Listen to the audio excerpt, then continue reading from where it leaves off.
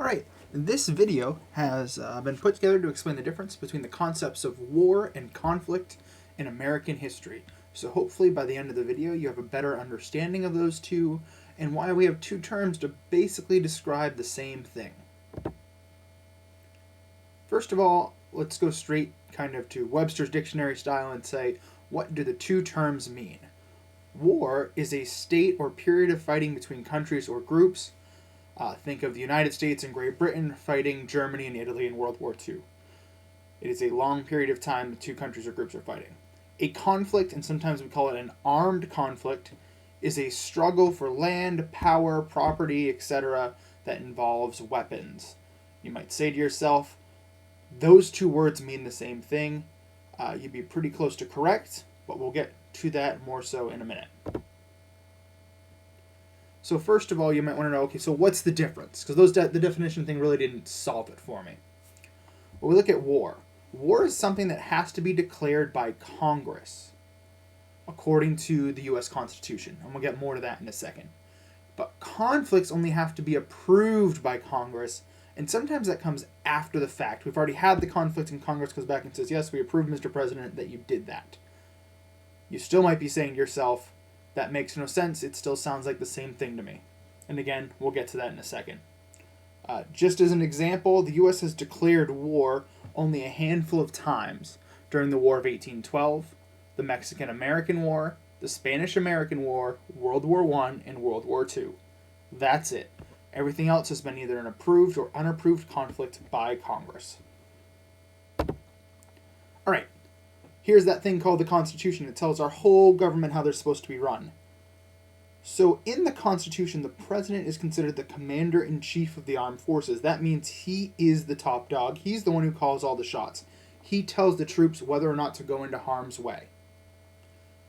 But because our founding fathers wanted a system of checks and balances, Congress also has some power in terms of the armed forces. Like I said earlier, they're given the power to declare war, and they also, interestingly, have the power to set the budget, which you might not think is an important detail, but if Congress disagrees with the president in terms of the choices he's making with our armed forces, and he says, well, nanin and a boo-boo, there's nothing you can do about it, Congress can say, well, hold on a second, we're going to keep the money, and if you don't have money, you can't buy bullets, you can't pay soldiers, you have no war. An interesting wrinkle is the War Powers Act. This comes around 1973 during the period we call the Vietnam War. So the War Powers Act was passed by Congress over President Nixon's veto, and the idea was to give Congress more power, or at least take back power that they felt they had in the past that the president had kind of grabbed over the hundreds of years the country existed. The War Powers Act prohibits the president from continuing a military action for over 60 days without congressional approval. So if the president says, I see a threat, and he calls up the Marines and says, hey, you're going over here, he calls the Army, the Navy, and they all start fighting, within 60 days of that fighting, he has to ask Congress to approve it. He gets 30 days also to bring him home if he doesn't get the approval. And once the fighting starts, he has 48 hours, 2 full days, to tell Congress it's going on.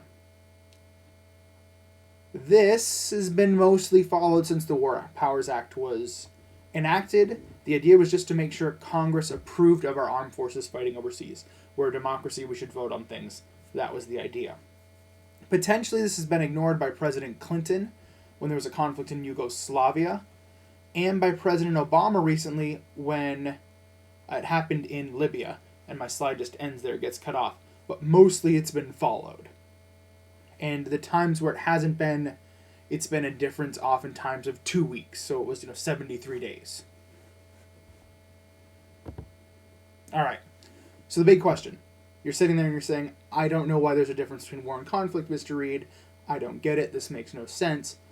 Why do I have to learn this? Well, first of all, and again, if you want to get more into the Webster's dictionary side of it, war tends to be something that's very widespread. Think World War II, whole continents are fighting. Whereas conflict is something more localized. Think just one country. To give a more modern day example, we have the War on Terror, even though we never declared war, so it's officially not a war. The War on Terror involves multiple countries: Yemen, Pakistan, Afghanistan, Iraq, etc.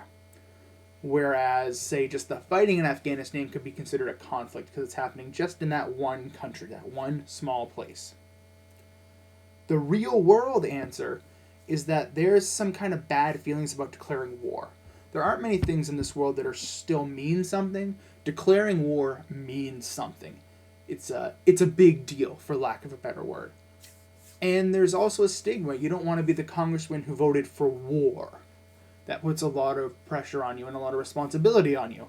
But if you just approved conflict that was somebody else's idea, maybe it gets you a little more leeway with voters. Sad, but I think that's kind of the reality we live in. So I hope this helped, and I hope you better understand the differences now between war and conflict.